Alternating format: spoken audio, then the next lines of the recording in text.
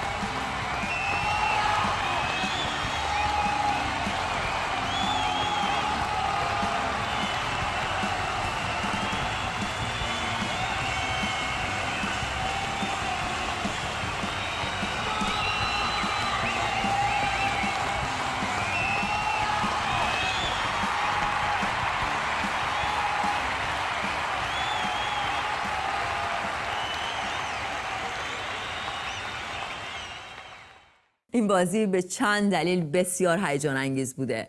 از هر تیم یک بازیکن اخراج شده بوده و ایران در 20 دقیقه آخر به خاطر اینکه همه تعویضا انجام شده بوده 9 نفره تیم اسرائیل رو شکست میده، چرا که یک بازیکنش هم در 20 دقیقه آخر مصدوم میشه.